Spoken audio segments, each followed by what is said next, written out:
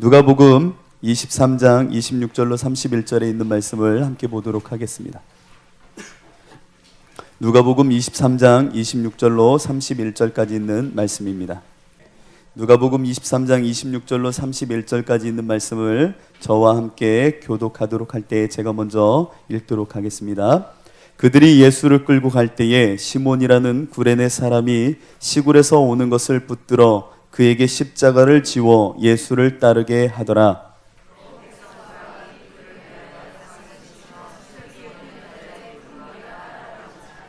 예수께서 돌이켜 그들을 향하여 이르시되 예루살렘의 딸들아 나를 위하여 울지 말고 너희와 너희 자녀를 위하여 울라.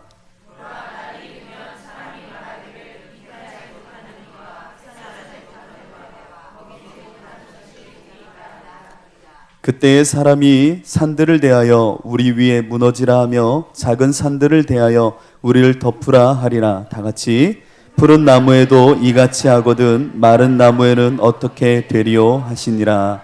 아멘. 오늘은 나를 위하여 말고 너희를 위하여 울라 라는 말씀 갖고 함께 은혜 나누도록 하겠습니다. 우리 하나님 사랑하시는 분은 아멘 한번 해보실까요? 아멘. 이렇게 수요일날 이렇게 만나 뵈니까 더 기분도 좋고 하나님 안에서 연합함에 은혜도 있는 것 같은데 다소 이렇게 얼굴이 어두운 분도 많이 계신 것 같아요. 오늘 이 시간 그 십자가의 은혜 안에 주시는 그 말씀으로 또 한 번의 새 힘과 능을 얻을 줄로 믿습니다. 우리가 사용하며 또한 표기하는 이런 말들, 언어라고 말하죠. 이 언어라는 것은 단순히 형식이나 기호, 어떠한 표식만은 아닙니다. 이 언어에는요, 한번 놀래주세요. 남성성과 여성성이 있습니다. 그래서 남성성과 여성성이 있다는 것은 독일어나 헬라어를 접해본 분들은 아세요. 아, 남성 명사가 있고 여성 명사가 있는 거구나. 우리말엔 이런 구분이 없죠. 그러나 헬라어 그리고 이 독일어를 공부하다 보면 남성 명사와 여성 명사를 구분해야 될 때를 만나게 됩니다. 언어라는 것에 무슨 남성과 여성이 있는가? 있습니다. 이 언어 속에는 사상을 담기 때문에 그 사상을 통하여 세상을 접하고 그 언어를 통하여 세상을 접하고 세상을 이해하고 또한 이 언어를 통하여 내 내면에 있는 다양한 생각 구조를 정리하게 되어 있습니다. 그러다 보니까 이 남성성과 여성성을 띈다는 것은 남자와 여자를 나누겠다는 것이 아니라 그것으로 대표되어지는 특징을 언어가 함의하고 있고 우리 안에도 그와 같은 특성과 특질이 있다라고 이해하면 참 좋습니다. 제가 왜 서두에 이런 이야기를 하는지를 한번 잘 따라오시면 될 것입니다. 그래서 심리학을 공부했던 사람들은 다음 단어를 한 번씩은 들어보게 됩니다. 아니마와 아니무스 뭐 이런 구스타프 융의 이야기를 듣기도 합니다. 아니마, 여성성, 아니무스, 남성성.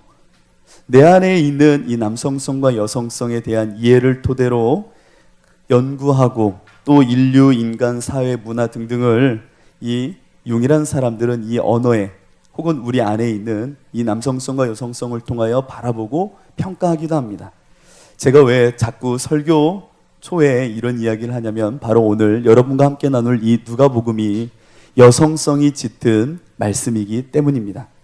이 여성성이 짙다라는 말을 여자의 특질이 드러났다라는 쪽으로 받아들여야지 여자가 우이고 여자가 우월하다라는 이야기를 하고 싶은 것은 아닙니다.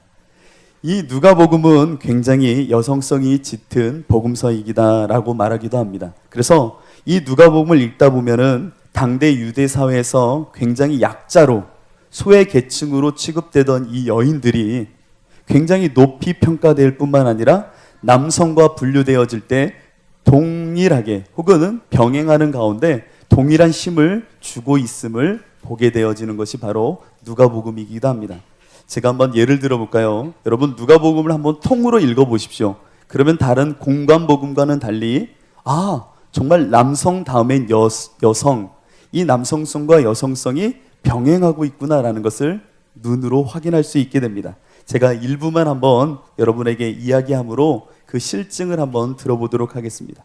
남자와 여자에 관련된 내용이 상호 병행한다. 사가랴가 나오면 엘리사벳이 나오고요. 요셉이 나온 후에 마리아가 등장하고요. 시므온이 나온 후에 안나가 등장하고요. 사렙다 가부가 나온 후에는 나만이 나옵니다. 가버나움의 백부장이 나온 후에는 나한성 과부의 이야기가 등장하고요. 바리새인 시몬 이야기 후에는 죄인인 여인의 이야기가 나옵니다. 겨자씨를 가진 남자의 이야기 다음에는 누룩을 가진 여자의 이야기가 나오고요. 100마리 양을 가진 목자의 이야기 다음에는 10개의 은전을 가졌던 여인이 나옵니다. 침상에 누운 두 남자의 이야기가 나온 후에는 맷돌질을 하는 두 여인이 나옵니다. 다 이해되시죠? 이게 꿰지죠? 맨날 읽으니까 우리는 누가복음을 항상 많이 접하니까 제가 읽었던 이 모든 사건이 그랬지. 이게 막 이렇게 병행적으로 이해가 되시죠? 낯섭니까? 그런 이야기가 있었어, 성경에? 막 그러십니까? 남성의 이야기가 나오면 바로 이어서 여자의 이야기를 꼭 등장시키고 있습니다. 참 재밌죠. 심지어는요, 누가복음 13장에 보면은 여성에 대한 사회적인 현상을 극단적으로 대변하기까지 합니다.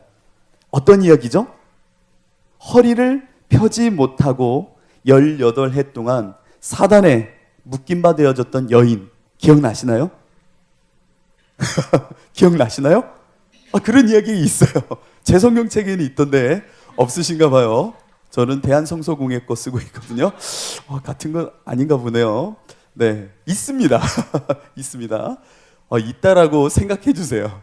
그 여인의 사건이 등장합니다. 그때 안식일에 왜 이렇게 여자의 허리를 펴는 은혜를 베풉니까? 그런 기적을 만들어냅니까? 라고 하면서 예수님을 비난할 때에 예수님이 뭐라고 말씀하셨죠?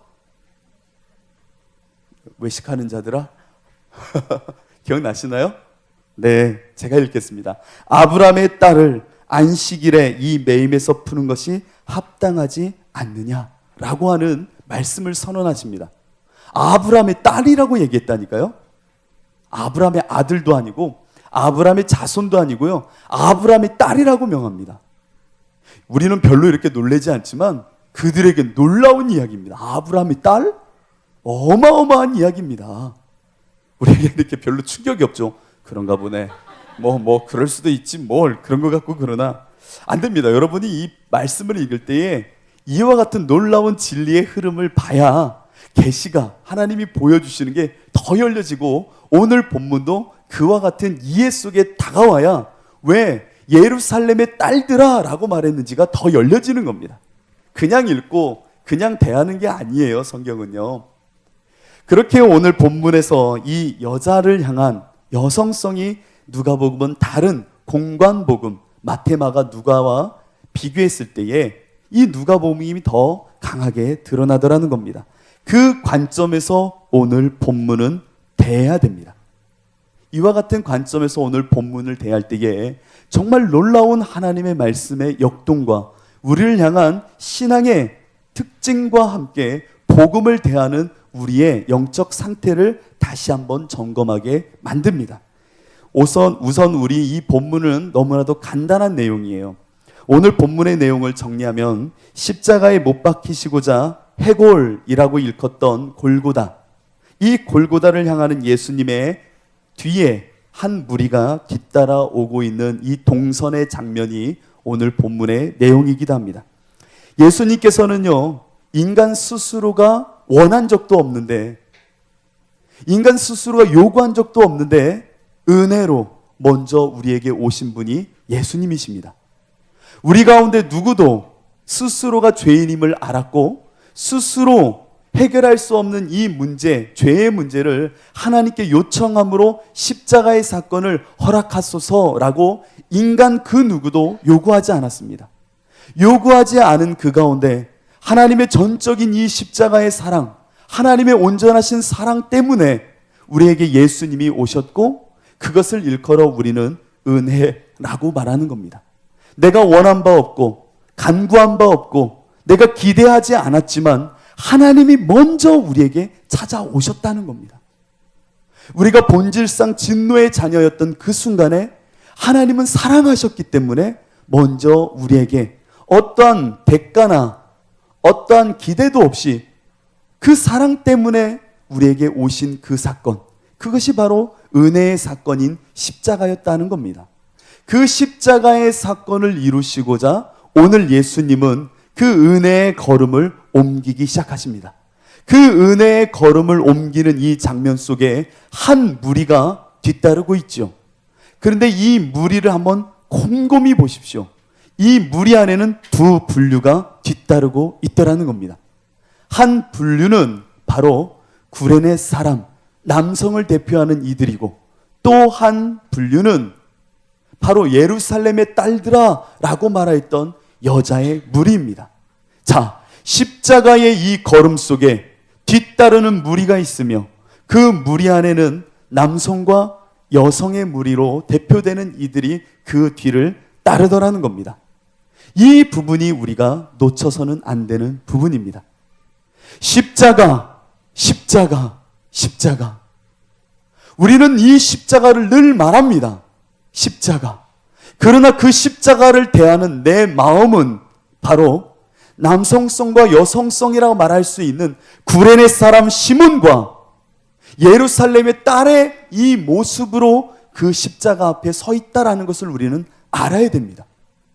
늘 내가 십자가 앞에 서 있지, 내 영이 주님을 바라며 서 있지, 간단하게 이야기할 것이 아니라 내가 영적으로 깨어나기 원한다면은 은혜 앞에, 십자가의 그 전적인 은혜 앞에 내가 어떠한 모습으로 서 있는지를 볼 줄 알아야 됩니다.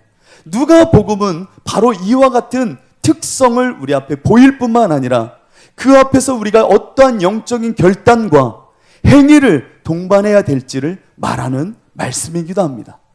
첫 번째로 억지로 십자가를 졌던 구레네 사람 시몬을 우리는 보아야 됩니다.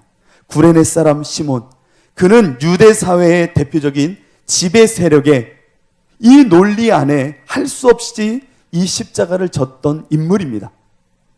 남성의 이 힘, 남성의 사회성, 남성의 질서와 폭력, 힘으로 대변되는 이 구도 안에서 할 수 없이 십자가를 졌던 이가 바로 오늘 본문의 구레네 사람 시몬이었다는 겁니다.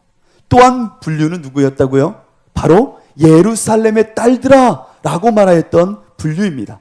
예루살렘의 딸, 예루살렘의 딸이라는 것은 무엇일까요?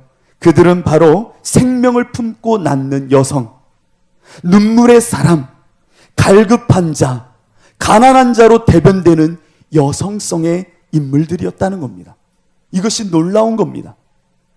당시에는 마더시티라고 하는 것이 있었어요. 그것이 무엇이냐면 이 예루살렘, 이 중심 시가지가 바로 마더시티입니다. 마더시티. 근데 예루살렘 성벽 주변에 있었던 게 바로 뭐냐면 가난한 소외계층들이 성벽 주변에 335 조그마한 무리를 지어서 허름하게 살았던 소외계층들이 있었어요. 그것을 일컬어 뭐라고 말하냐면 문화적으로는 이 마더시티 주변에 있었다 해서 딸들이라고 표현했습니다. 그러니까 중심부 예루살렘 주변의 성전, 성벽 주변에 있었던 소외된 이들, 전쟁이 나면 어머니 품에 들어오듯 밖에서 살지만 전쟁이 나면 예루살렘 안으로 들어와야 됐던 성벽 주변의 사람들, 그 무리들을 일컬어 딸들, 마더시티의 주변에 있었다 해서 딸들이라고 표현했습니다. 그것이 무엇이든 상관없습니다. 예루살렘의 딸이라고 말하는 것은요, 여러분, 바로 중심에서 멀어진 이 눈물의 사람들, 소외된 이들, 어머니의 생명을 품는 딸과 같은 이들, 그 갈급함의 사람들을 대변할 때에 바로 이와 같이 딸, 여성이라고 말했다는 겁니다. 십자가를 따르는 외형적인 현상은 다 똑같아요. 여러분들이 다 십자가를 따르는 사람들 아니겠습니까? 바로 저도 십자가를 따르는 사람 아니겠습니까? 외형은 다 똑같아요. 오늘 예배드리러 온 우리의 모습은 다 똑같다고요. 그러나 이 가운데 엄격히 그 은혜의 십자가, 본질상 진노의 자녀였던 나에게 먼저 다가오신 그 십자가를 따르는 우리들 가운데에는요, 이 두 가지 분류의 모습으로 나눌 수가 있습니다. 억지로 십자가를 지고 하는 수 없이 질 뿐만 아니라 내 안에 생명으로 십자가를 바라보기보다는 이성적으로 종교의 마음으로 혹은 메마른 심령의 이치와 합리로 이 십자가를 생각하며 논리로 대하는 이들이 있고, 다른 분류는 심령의 가난함과 통곡함과 소외됨과 세상에서 나는 눈먼 자와 같은 모습으로 가난함으로 십자가를 대하며 눈물로 따르는 분류가 있다는 겁니다. 이것이 무서운 겁니다. 같이 우리가 신앙의 진리의 십자가의 은혜의 사람이라 말하지만 이 안에는 철저히 양과 염소와 같은 모습처럼 이성적인 종교 생활로 나와 있는 이가 있는 반면, 심령에 정말 애타는 간절함으로 그 은혜 없이는 안 돼요 라고 하는 갈급함으로 나와 있는 이들이 있다는 겁니다.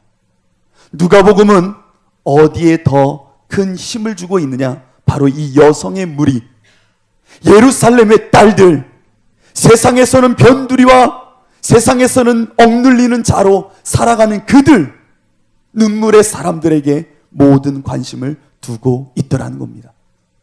여러분은 이 놀라운 신앙의 가늠새 안에 한번 생각해 보아야 됩니다.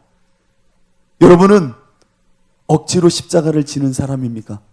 아니면 예루살렘의 딸들처럼 그 은혜 없이는 살 수 없기에, 그 생명 없이는 살 수 없기에 그 십자가를 따르는 사람입니까? 오늘 이 밤은 억지로 십자가를 지고자 나왔습니까? 아니면은 이 은혜 없이는 살 수 없음을 알아 오늘 이 자리로 나오신 분입니까? 우리는 이것을 다시 한번 생각해야 됩니다. 구레네 사람 시몬과 이 예루살렘의 딸을 나누는 가늠새는 단 하나입니다. 은혜입니다. 은혜를 아는 무리와 모르는 무리. 저는 고 옥하는 목사님의 다음 설교가 너무 충격적이었고 아직도 제 가슴 속에 많이 사무치도록 남아있는 설교 한 편이 있었습니다. 그건 다른 설교가 아니었어요. 목사님께서 이런 말씀을 하시더라고요. 무슨 말씀이냐면, 많은 신앙생활을, 오랜 신앙생활을 치리하고 나니 다음 두 분류밖에 없더라는 겁니다. 은혜를 아는 무리와 은혜를 모르는 무리. 성도는 그렇게 복잡하게 나눠지지 않는다는 거예요. 은혜를 아는 무리와 모르는 무리. 여러분은 은혜를 아는 분들입니까? 은혜를 아는 사람을 일컬을 때 저는 이 예루살렘의 딸들의 무리로 말하고 싶어요. 근데 은혜를 모르는 무리는 바로 이 구레네 사람 시몬처럼 하는 수 없이, 혹은 머리로, 이성으로, 이 남성성으로 대변되는 힘 때문에, 폭력적인 어떤 힘 때문에 눌려서 하는 수 없이 끌려서 혹시 죽으면 지옥 가는 거 아니야? 라고 하는 어떤 힘의 무게 때문에 하는 수 없이 종교 생활하는 이들, 뭔가 찝찝하고 이걸 안 하면 무언가 눌릴 것 같은 이런 마음 때문에 하는 수 없이 신앙생활하는 이들이 너무나도 많습니다. 그 안에 자기 부인도 없고요, 거듭남의 생명도 없고요, 눈물의 애통함도 없고요, 그냥 멍하니, 죄송합니다, 머리로 이해하려고 내 모습을 보면 그냥 뭐 조금 죄 지은 것 같네 라고 하는 타협 속에 그냥 십자가를 하는 수 없이 지고 따르는 무리들이 너무 많이 많습니다. 정말 많습니다. 그냥 많은 게 아니라 정말 많습니다. 그러나 은혜를 아는 자들은 누구냐? 나에게는 이 은혜가 없으면 단 한 시도 살 수 없음을 아는 저 예루살렘의 여인들과 같이 살아가는 이들이 은혜를 아는 자라는 겁니다. 가슴을 치며 슬피 울며 정말 세상 그 무엇과도 비교할 수 없는 그 은혜의 영광 아래 내가 매달려 그 십자가로 다가가는 예루살렘의 딸들. 누가복음은요, 이와 같은 예루살렘의 딸들의 눈물, 이 여성성의 신앙을 강조하는 복음서가 바로 누가복음입니다. 그래서 공간복음 마태, 마가, 누가 중에 씨 뿌리는 비유를 한번 비교해 보십시오. 누가복음은요, 마태, 마가 복음에서 4가지 밭에 대한 비유 중에 누가복음만 유독 다음과 같은 말씀을 기록하고 있습니다. 마태, 마가에는 없는 씨 뿌리는 비유, 누가복음에만 있는 씨 뿌리는 비유, 바로 더러는 흙이 얕은 돌밭에 떨어짐에 흙이 깊지 아니하므로 곧 싹이 나오니 해가 돋은 후에 5 뿌리가 없으므로 말랐고, 이것은 마태, 마가에 나와 있는 내용이라면 누가복음은 이렇게 기록합니다. 덜어는 바위 위에 떨어짐에 싹이 났다가 습기가 없으므로 말랐고. 누가복음은요, 유일하게 바위 위에 씨가 떨어졌다라고 표현하고 바위 위에 습기가 없으므로 말랐다라고 누가복음만이 표현합니다. 습기가 말랐다는 겁니다. 습기 뭐죠? 눈물이 말랐다는 겁니다. 눈물 없는 티끌, 생기 없는 모래, 물기 없는 흙, 그 안에는 생명이 없다는 겁니다. 여러분, 십자가를 뒤따르는 여러분 마음속에 습기는 얼마만큼 차 있습니까? 내가 매 순간 십자가를 바라보며 그 은혜의 십자가 앞으로 나오는 여러분 앞에, 여러분 안에 습기는 말라가고 있지 않습니까? 눈물이 말라가고 있지 않습니까? 눈물이 어느 틈인가 내 인생 가운데 감격 없이, 십자가의 감격 없이 말라가고 있지 않습니까? 누가복음은 이것을 강조하는 겁니다. 십자가를 따르는 무리 가운데 눈물이 말라간다는 겁니다. 우리의 신앙을 되돌아볼 때입니다. 예수님의 십자가를 바라보면서 머리로만 이해하려고 하는 내 모습, 머리로 이해가 되지 않으면 은혜를 정말 헌신짝처럼 버리려고 하는 내 모습. 그러나 우리의 온전한 생명의 신앙은 눈물의 신앙입니다. 그 십자가를 따를 때에 말라 비틀어져 가고 딱딱히 굳어져 가는 내 신앙이 아니라 그 눈물로 인하여 내 안에 씨앗이, 말씀의 씨앗이 생명으로 움트고 그 안에 싹이 나고 그 안에 열매를 맺힐 수 있도록 늘 내 안에는 눈물과 하나님을 향한 열정과 그 은혜 앞에 내 모든 것을 쏟는 습기가 있는 신앙을 유지해야 된다는 겁니다. 여러분, 습기가, 그 눈물이 메말라갑니다. 정말 한국 땅에 없어져 가는 것이 있으니 바로 습기입니다. 십자가를 같이 따르고 있으나 그 은혜를 아는 습기, 그 은혜를 누릴 줄 아는 습기, 그 은혜를 내 안에 생명으로 받아들일 눈물이 메말라간다는 겁니다. 이것이 정말 우리가 눈물로 정말 통곡해야 될 이유 중에 하나입니다. 우리는 예루살렘의 딸들이 맞습니까? 아니면 오늘도 할 수 없이, 하는 수 없이 저 십자가를 지고 투덜거리며 또 십자가를 지는 구레네 사람 시몬입니까? 우리는 이것을 오늘 확인해야 되는 겁니다. 누가복음은 그래서 우리에게 이 자리로 여러분을 초대하고 있었던 겁니다. 예수님께서는 따라오는 여자의 무리를 향하여 말씀하시죠. 예루살렘의 딸들아, 나를 위하여 울지 말고 너희와 너희 자녀를 위하여 울라. 내가 그렇게도 불쌍하니? 내가 십자가에 죽어가는 것이 그렇게도 안타깝니? 나를 위해 울지 마. 예루살렘의 딸들아, 나를 위하여 울지 마, 제발. 너와 너희 자녀를 위하여 울 때야. 이 말씀은 지금 2015년 대한민국에도 동일합니다. 제발 내가 십자가에 죽는다고 불쌍해서 울지 좀 마. 제발 나를 위하여 울 때가 아니라 너와 너희 자녀를 위하여 울 때야. 내가 그렇게도 불쌍해? 내가 십자가에서 죽는 게 그렇게도 끔찍하니? 나는 죽으러 왔어. 왜? 너희를 위해서.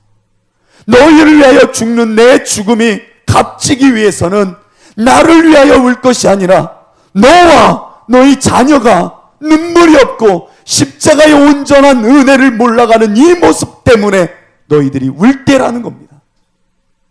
이 말씀을 좀 들어야 됩니다. 십자가에 죽어가는 예수님께서, 골고다에 오르시는 예수님께서 우는 그 여인을 향하여 고마워 라고 말한다면 우리는 충분히 이해가 될 거예요. 그러나 그 예수님이 왜 너와 너희 자녀를 위하여 울라고 했는지를 제발 우리는 영적으로 깨달아 알아야 됩니다. 이 민족, 이 시대 가운데는 눈물이 없어져 가요. 울 줄 몰라요. 그냥 십자가를 보면 무한 감사고, 십자가를 보면 무언가 모르게 뭉클한 건 있을 수 있겠죠. 그러나 내 모습 가운데 그 십자가가 없어 울고, 내 자녀와 이 세대 가운데 그 십자가의 은혜를 누리지 못하는 그 모습 때문에 눈물로 통회하는 자들은 없더라는 겁니다. 십자가를 바라보며 울 줄은 알지만 그 십자가의 수혜자가 될 나와 내 자녀의 그 모습 때문에 눈물로 그 십자가의 길을 따르는 이들은 적어지고 있으니 이를 어찌합니까? 스펄전 목사님이 하루는 훌쩍훌쩍 울고 있었다고 합니다. 이상히 여겨서 아내가 왜 우세요? 라고 목사님께 물었을 때에 목사님이 이렇게 말씀하셨다고 하죠. 오늘은 정말 슬픈 날이야. 십자가를 생각하는데도 감동이 없어. 감동이 없는 메마른 가슴을 아파했고요. 딱딱히 굳어진 자기의 모습 때문에 눈물로 그 밤을 지새웠던 이가 바로 스펄전 목사님이십니다. 스펄전 목사님은 가장 많이 울었기에 19세기에 가장 강력한 영향력을 끼친 목사님이 되었는지도 모릅니다. 여러분, 십자가를 보며 어떤 마음이 드시나요? 십자가를 보면 지금 이 순간 어떤 마음이 드시나요? 오늘도 저 예수님은 이 십자가의 은혜를 여러분 앞에 보이시고 계시잖아요. 근데 그 십자가를 보면 어떤 마음이 드세요? 오늘도 구레네 사람 시몬처럼 이성적으로 교리를 다시금 되새김질 하시나요? 아니면 저 십자가의 은혜 앞에 메말라가는 내 모습 보며 눈물과 내 자녀의 메말라가는 그 모습 때문에 눈물로 주님 앞에 애곡하시나요? 내 모습을 되돌아볼 때입니다. 누가복음 6장을 보면, 누가복음 참 재밌어요. 누가복음 6장을 보면 안식일에 예수님께서는 손 마른 사람, 그 사람을 고치는 사건을 기록하십니다. 누가복음은 참 재밌어요. 그때의 바리새인이 이 예수님을 보며 생각합니다. 저자가 안식일에 또 병자를 고치나 한번 보자. 그 마음에 습기가 없는 거예요. 사람을 향한 생명의 약동이 없는 거예요. 은혜를 향한 갈급함이 없는 사람들의 모습이에요. 야, 또 뭐 하나 한번 보자. 어떻게 하나 보자. 마치요, 죄송합니다, 예배 장소에 와서는요 이런 마음을 갖는 사람하고 똑같은 거예요. 어디 한번 은혜 주려면 한번 줘보세요. 어디 한번 설교 잘하나 봅시다. 설교해서 나 한번 울리나 한번 봅시다. 오늘은 뭐 또 다른 통찰이 있나 한번 봅시다. 뭐 새로운 말씀 한번 있나 보자. 마치 이런 거예요. 은혜 주려면 한번 줘보세요. 여러분, 이와 같은 회중을 향한 예수님의 심정과 같은 거예요. 안식일에 어찌 또 사람을 고치나 한번 보자. 저자가 안식일을 범하나 한번 보자. 그때 예수님은요 그 회당 중앙에 있던 손 마른 자를 일으킵니다. 그 회당 가운데는 어찌 손 마른 사람만 있었겠습니까? 또 다른 아픔이 있는 사람들이 있었겠죠. 그러나 예수님은 회당 중앙에 있던 그 손 마른 사람을 일으킵니다. 왜 이 사람을 일으켰을까요? 고쳐주려고요? 아니요. 바리새인과 서기관, 습기가 말라가는 너희들, 마치 너희를 보듯 보라는 겁니다. 그리고 말씀하시죠. 내가 나음을 입을지어다? 아니요. 내 손을 펴라! 라고 말씀하십니다. 네 손을 펴라! 네 오른손을 펴라! 네가 가장 유용하다 말하고 가장 많이 사용하는 그 손을 펴라는 겁니다. 바리새인, 서기관, 종교 지도자, 너희들이 생명을 말하는 그 종교, 교리, 그것을 펴보라는 겁니다. 말라가 죽어가고 있다는 겁니다. 네 손을 펴보라는 겁니다. 네 손을 좀 펴보라는 겁니다. 얼마나 메말라가니? 언제까지 그렇게 둘래? 네 손을 펴라는 겁니다. 여러분, 오늘 이 시간은 은혜 주려면 줘, 이게 아니에요. 내 말라가는 손을 펴.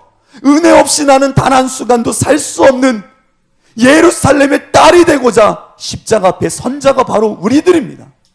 제발 은혜 주려면 줘가 아니에요. 내 말라가는 손을 보는 시간입니다. 내 죽어가는 신앙을 볼 때입니다.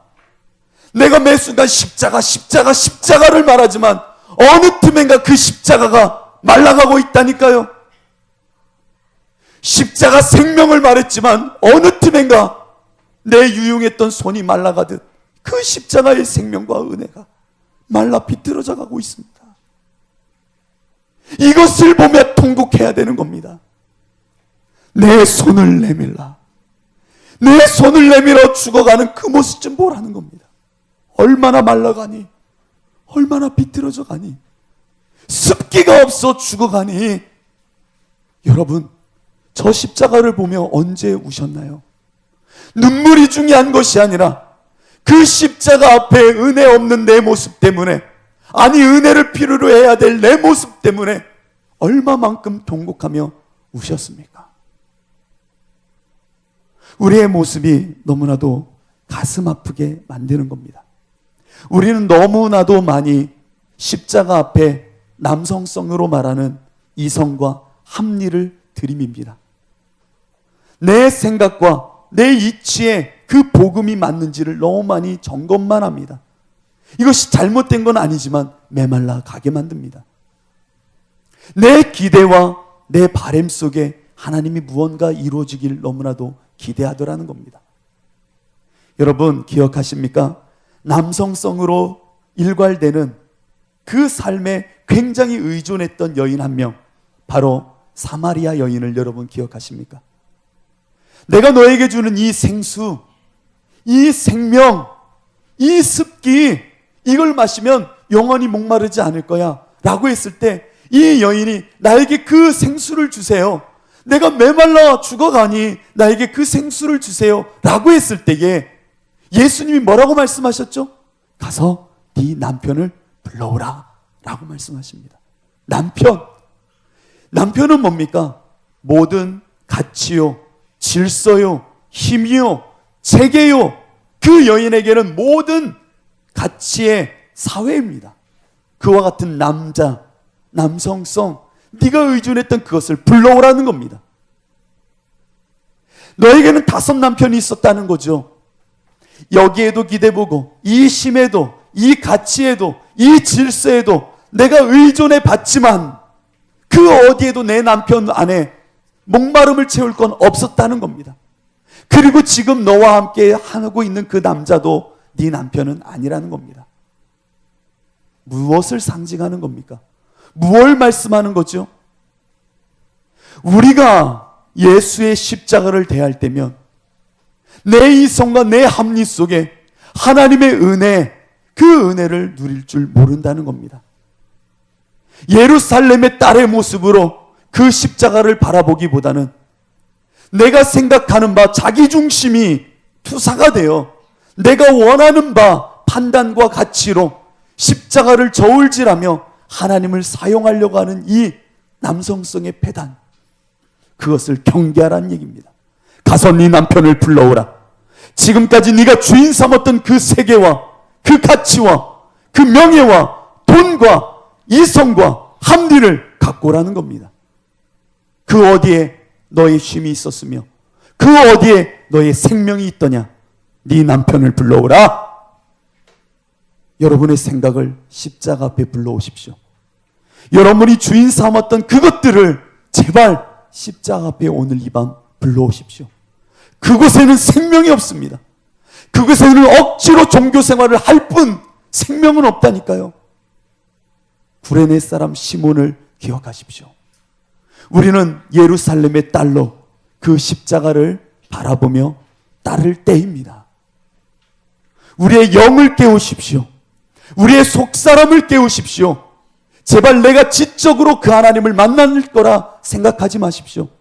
성전 미문을 넘는 방법은 나사렛 예수 그리스도의 이름으로 일어나 명하니 일어나 걸으라. 그때에 성전을 넘어설 수 있는 겁니다. 내 머리로 그 성전을 넘어서는 게 아니라니까요. 그런데 우리는 내 영으로 하나님을 만나기보다는 성령을 따라 예수 그리스도의 온전하신 그 공로로 우리가 그 하나님께 나아가기보다는 내 머리가 앞서니 이를 어찌하면 좋습니까? 신자는 그렇게 은혜를 알아야 됩니다. 진정한 은혜는 내 이성으로 하나님을 판단하는 것이 아니라 전적인 성령의 말씀하심 속에 내가 지금 어디에 서 있고 내 신세가 어떠하며 내가 지금 어느 길로 가고 있구나라는 것을 성령을 통하여 깨닫게 되는 것, 그것이 은혜의 사람입니다. 여러분, 베세메스래요. 죄송합니다. 베데스다 연못을 기억하십니까? 베데스다 연못은 은혜의 집이라는 뜻을 갖고 있습니다. 베데스다 그곳에 있었던 많은 병자들은 세 가지로 분류를 합니다. 병자가 어찌 세 분류로만 나누겠습니까? 그러나 요한복음에 기록되어 있는 이 베데스다 연못은 이 은혜를 정확하게 보여주고 있습니다. 베데스다, 그 못, 은혜의 집이라고 하는 그 못에는 많은 병자를 세 분류로 구분합니다. 첫 번째는 맹인입니다. 두 번째는 다리 저는 사람입니다. 세 번째는 혈기 마른 사람입니다. 수많은 병자가 있지만 은혜의 집 안에 있는 병자를 세 분류로만 나눕니다. 그런데 이 세 분류를 한번 잘 보십시오. 이 세 분류의 사람이 그 못, 그 연못이 움직일 때에 스스로의 힘으로 들어갈 수 있는 사람들입니까? 맹인, 그 자가 들어갈 수 있겠습니까? 보질 못하는데요. 다리 저는 사람, 이 자가 1등으로 들어갈 수 있겠습니까? 그 못에요? 없어요. 혈기 마른 사람, 온몸이 비틀어져 움직일 수도 없는 이 사람이 그 못에 들어갈 수 있을까요? 없다니까요. 없다니까요. 은혜의 집에 모여있는 그들은 스스로의 자원과 실력과 의로는 그 못에 들어갈 수도 없습니다. 그 자들이 38년이 넘게 인생을 허비하며 그 자리에 앉아만 있더라는 겁니다. 스스로의 힘으로는 그 은혜를 누릴 수 없음을 알면서도 끊임없이 누군가 나를 돕고 누군가 나에게 초월적인 어떠한 힘을 보태준다면 내가 들어갈 수 있겠지 라고 하면서 자기의 신세와 자기의 온전한 모습을 정확히 볼 줄 모르는 그 상태 속에 누군가 나에게 조금만 도와주면 내가 일어나 내 힘으로 가 그곳에 들어갈 수 있겠지라고 하는 끊임없이 자기를 놓지 못한 상태 속에 무언가 도움만 있다면 이라고 하는 이것을 놓지 못한 채 평생을 허비하더라는 겁니다. 그들에게 필요한 건 무엇인 줄 아십니까? 스스로 할 수 없음을 깨닫는 겁니다. 예수님은 그 병자에게 와 뭐라고 말씀하시죠? 일어나 내 자리를 들고 가라 라고 말씀하십니다. 네 병을 낫게 하겠다라고 선언하지 않으십니다. 지금껏 너의 힘으로 쭈그려 앉아있던 그 자리를 들고 일어나 내가 명하는 그 자리, 그곳으로 가라는 겁니다. 너의 자리에 쭈그려 앉아 무언가 조금만 힘을 보태주면 내가 이것 갖고 잘할 수 있겠지 라고 하는 그 어리석은 생각, 그 삶의 자리를 뜯어내 내가 너에게 명하는 그 자리, 하나님의 자리, 네 자리에 하나님을 초대하는 것이 아니라 하나님의 자리로 네가 가라는 겁니다. 은혜는 나의 힘으로 할 수 없음을 아는 겁니다. 은혜는 내 본성이 생명을 스스로의 힘으로는 찾을 수도 구원의 자리로 갈 수도 없음을 깨닫는 것이 은혜입니다. 은혜는 내가 지금 살아가는 이 모습과 내 본성이 죄의 본성이요, 내가 살아가는 이 땅이 돼지 우리고 돼지 취업 열매를 먹는 인생이구나 라는 것을 깨닫는 것이 은혜입니다. 그것을 깨달아 내 삶의 자리를 뜯어 하나님이 명하시는 그 자리, 하나님이 계신 은혜의 자리, 그 자리로 가는 것, 그것이 바로 진정한 은혜의 사람의 면모입니다.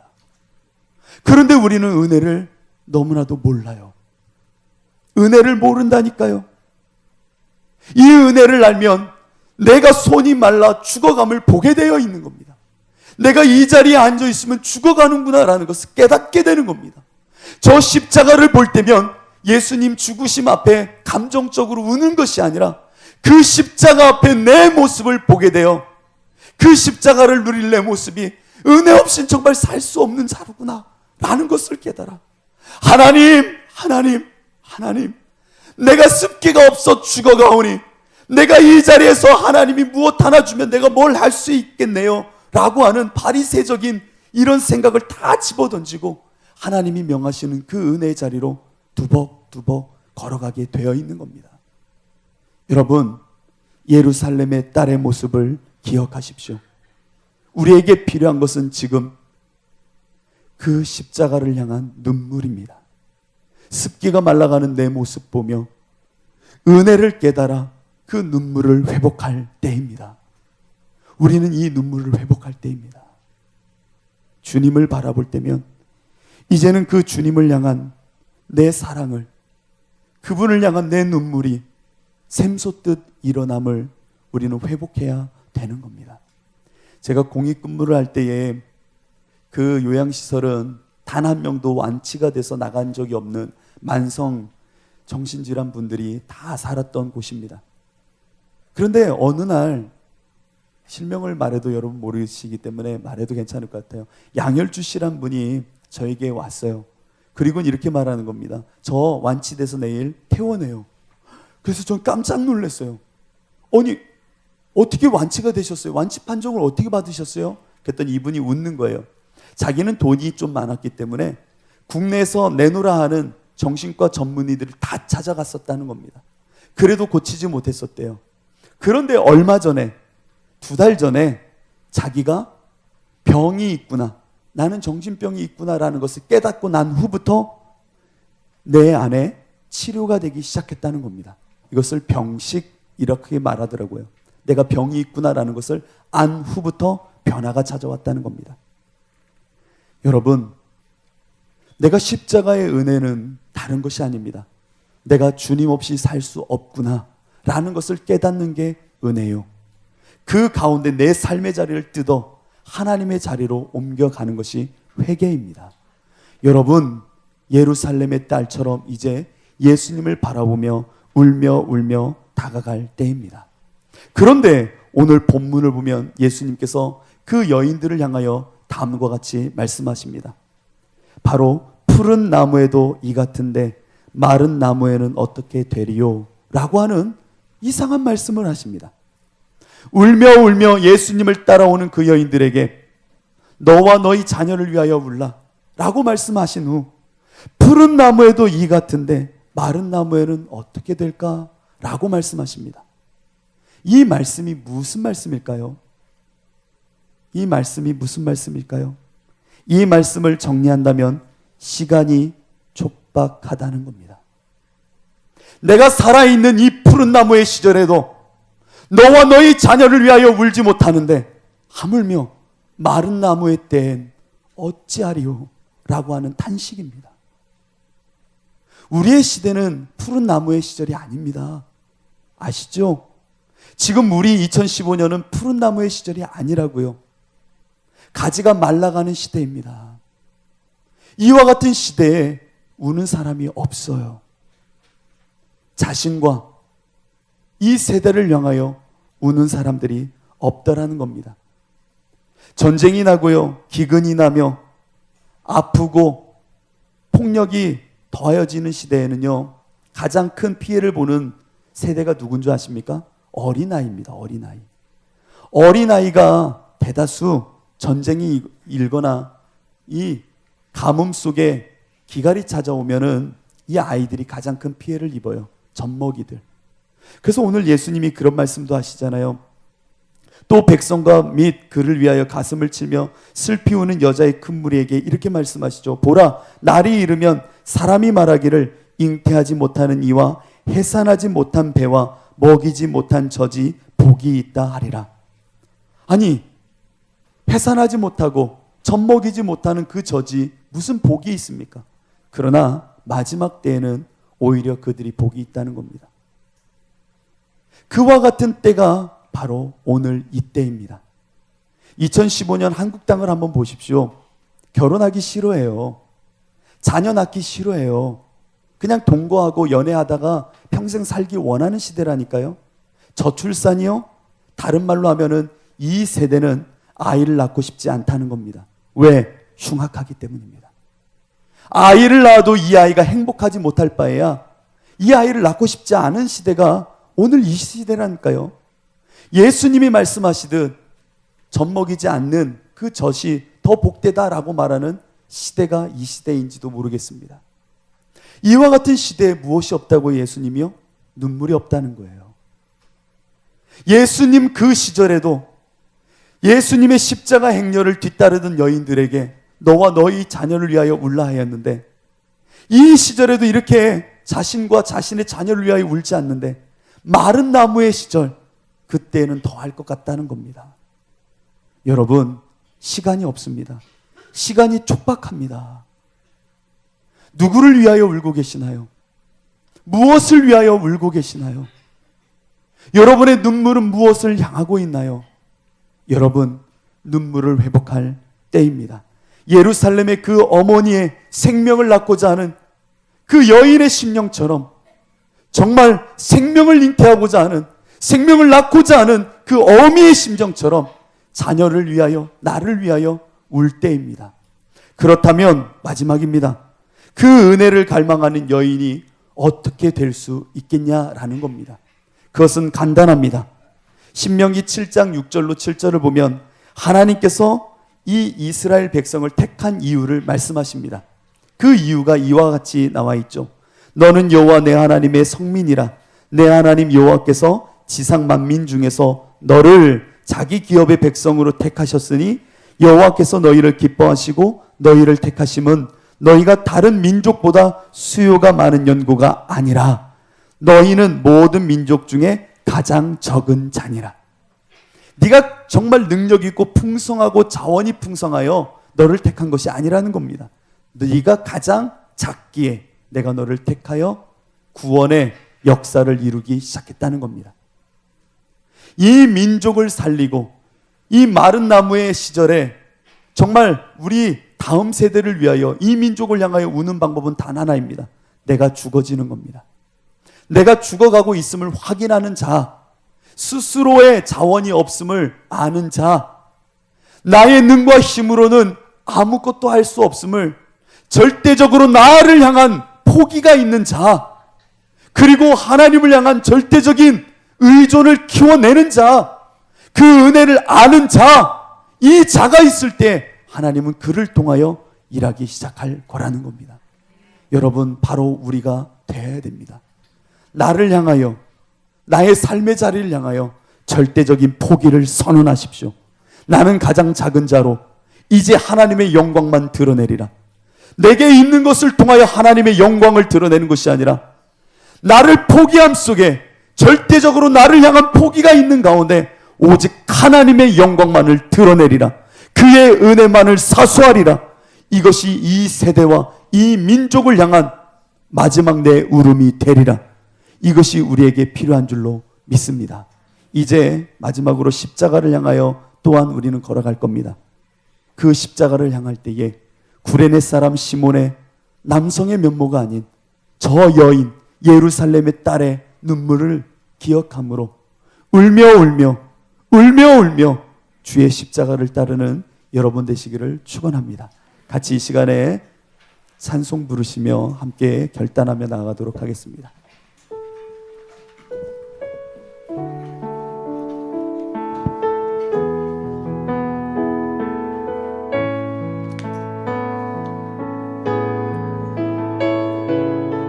하나님, 오늘도 주의 십자가를 바라보며 내 안에 눈물이 말라가지 않기를 소망합니다.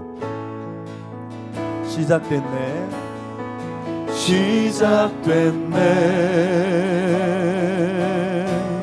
우리 주님의 능력이 나의 삶을 다스리고 새롭게 하네 자유하네 죄와 사망으로부터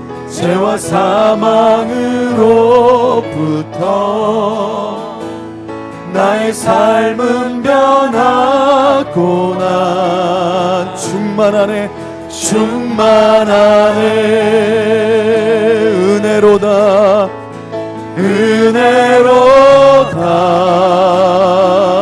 주의 은혜 한량없는 한량없는 주의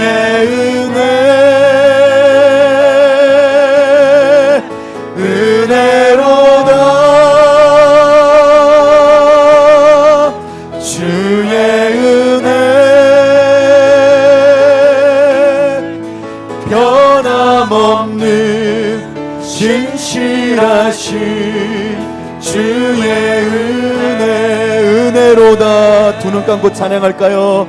은혜로다. 주의 은혜, 주님의 은혜를 아는 자 되길 원합니다. 한량없는 주의 은혜, 주의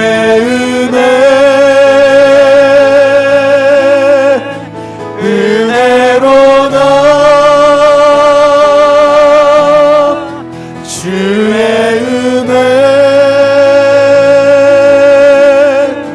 변함없는 신실하신 주의. 이 시간에 기도할 때에 하나님, 내가 주님의 십자가를 바라볼 때에, 내 손을 펴볼 때에, 내 삶의 자리를 볼 때에 하나님 메말라가고 있음을 보니 하나님, 나에게 습기가 있는 자 되게 하여 주옵소서. 하나님, 내 안에 눈물이 있는 자 되게 하여 주옵소서. 하나님의 은혜를 아는 자 되게 하여 주옵소서. 은혜를 모르는 자로 죽어가지 않게 하여 주시고 은혜를 아는 자 되게 하여 주옵소서. 내 안에 눈물이 메말라가오니 하나님, 눈물을 회복시켜 주옵소서. 내가 예루살렘의 딸이 되길 원합니다. 내 딸아, 너희와 너희 자녀를 위하여 울라. 나를 위하여 울지 말고 너희와 너희 자녀를 위하여 울라. 푸른 나무의 시절에도 이와 같거늘 메마른 땅에 그날에는 어찌하리요. 애곡하셨던 주님, 우리가 눈물을 회복하길 원합니다. 우리의 심령이 살아나길 원합니다. 하나님, 우리에게 어미의 심정을 주옵소서. 이 시간 주여 한번 부르시고 기도하도록 하겠습니다. 주여, 아버지 하나님, 은혜를 아는 자 되길 원합니다. 하나님, 은혜를 아는 자 되길 원합니다. 내 오른손이 말라가고 내가 외쳤던 십자가가 메말라가고 내가 생명이라 말하였던 주님, 그 부활이 메말라가오니, 내 오른손이 메말라가오니 어찌합니까 하나님. 내 마음이 습기가 말라가오니 어찌합니까 하나님. 예루살렘의 딸들아, 예루살렘의 딸들아, 제발 나를 위하여 울지 말고 너와 너희 자녀를 위하여 울라.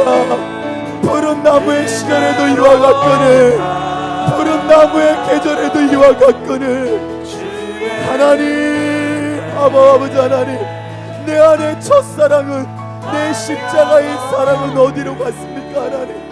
하나님, 내 눈물이 메말라가오니 하나님 어찌하오리까. 하나님, 내가